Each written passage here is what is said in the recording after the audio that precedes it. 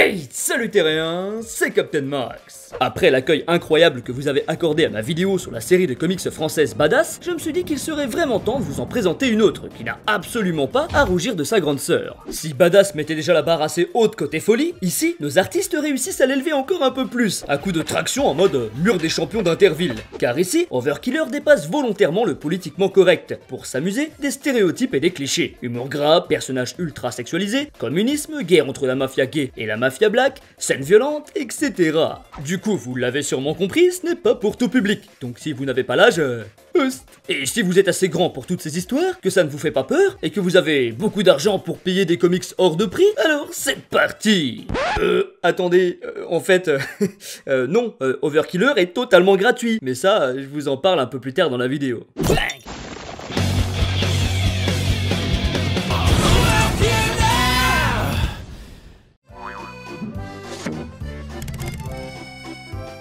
Avant de vous parler du comics, je suis obligé de vous parler de ses artistes. Fred Mansour est un scénariste de BD et de romans graphiques. Ingénieur de formation, il travaille d'abord dans l'industrie du jeu vidéo, puis s'envole pour la Silicon Valley comme développeur, où il écrit du Overkiller entre chaque compilation de lignes de code. De retour en France, il fonde le label indépendant Uppercut Édition et travaille sur plusieurs projets de BD, ainsi que sur des scénarios de sketch et d'animation humoristique. Du côté du dessin, c'est Rodolphe Bax qui se charge d'illustrer Overkiller. Concepteur de jeux vidéo et storyboarder, il est très friand d'humour glacé et sophistiqué. C'est pourquoi il accroche très vite au projet proposé par Fred, et c'est ainsi qu'il en développe tout l'univers graphique. Il est aussi le président du collectif Bouftang, association développant la filière du jeu vidéo à La Réunion, et dessine régulièrement pour Le Cri du Margouillat, une revue de BD réunionnaise. Ça va, il s'est pas trop foulé le gars, il a simplement copié-collé les biographies de notre dossier de presse. Aucun effort de rédaction, quoi. Oh bah oui, tu sais, les youtubeurs Wikipédia, nous, on n'a pas le temps pour ça, hein. C'est un peu ça notre véritable force. Et petite anecdote, si c'est Mathieu Strahl qui s'est occupé de la colorisation du premier tome, c'est Gaëtan Georges, le coloriste de Badass, qui s'est chargé du second tome d'Overkiller.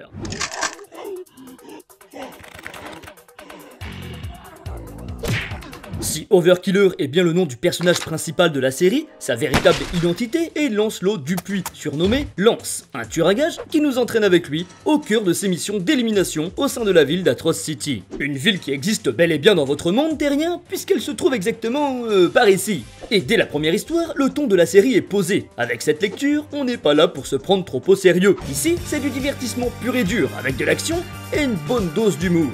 Le premier tome démarre lorsque Overkiller fuit une scène de crime avec son ami Ethan, qui lui est gravement blessé. On apprend alors que Lance est en couple avec Diane, une mère célibataire travaillant pour le FBI et enquêtant sur les crimes d'Overkiller, sans avoir connaissance de sa véritable identité. Un peu comme pour Quentin et Tamara dans le manga Cat Size.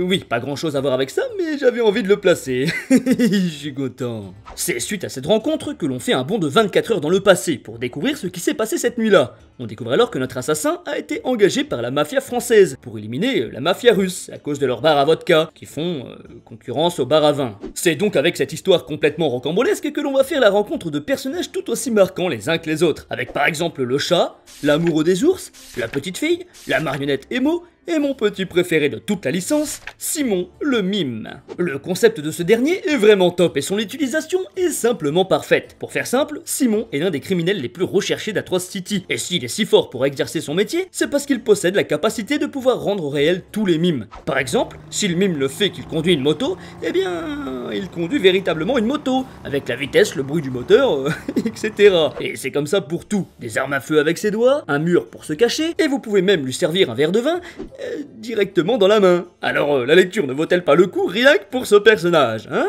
Le second tome, lui, raconte une autre mission d'élimination d'Overkiller. Mais cette fois-ci, on change de mafia. On passe avec la mafia black, qui engage notre homme pour tuer le chef de la mafia gay. Mais une fois de plus, la tâche ne sera pas si simple pour Lancelot, puisqu'une certaine collègue tueuse à gages, du nom d'Executrix, cherche à l'abattre par tous les moyens. Une fois de plus, l'humour et l'action sont au rendez-vous et ne laisseront aucune place à l'ennui.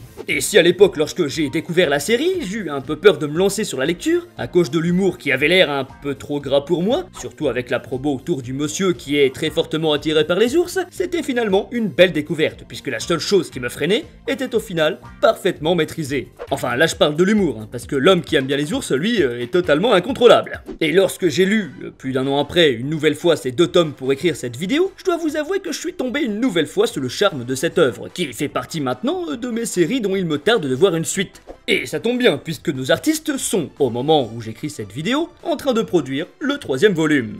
Et comme je vous l'ai dit en début de vidéo, le comics est totalement gratuit et sans arnaque, abonnement ou autre. Il vous suffit simplement de vous rendre sur le site ou directement sur le site de Webtoon pour y découvrir la série, où un chapitre est ajouté chaque semaine. Et vu que je possède des livres en version physique, j'ai aussi remarqué que la BD a été totalement réadaptée pour le format numérique, avec du case par case, des bulles déplacées pour vous laisser admirer les dessins, etc. Ce qui rend la lecture sur smartphone bien agréable, et sachez que venant de moi, c'est un véritable compliment, puisque je déteste lire en version numérique. Mais si vous souhaitez soutenir ce projet Made in France, vous pouvez bien entendu vous rendre sur leur boutique et acheter les 2 tomes déjà sortis en version papier. Et si vous n'avez pas d'argent et que vous n'aimez pas trop la lecture, pas de panique, leur site fourmille d'autres activités. Vous pouvez par exemple écouter leur saga MP3, jouer à leurs jeux vidéo, découvrir leur futur projet de BD comique consacré à la musculation, et même vivre votre propre histoire dans le livre où vous êtes le héros, qui comptabilise 5 autres morts différentes, 5 fins alternatives et plus de 220 pages différentes. Et oui, l'équipe d'Overkiller ne fait pas les choses à moitié. Du coup, si vous êtes intéressé, je vous mets comme d'hab le lien de leur site dans la description, ainsi que celui sur leur webtoon, pour commencer dès maintenant à lire leur excellente série de manière totalement gratuite, légale, sans inscription, etc. Et non, ce n'est pas un placement pour Webtoon, mais s'ils veulent me payer un peu,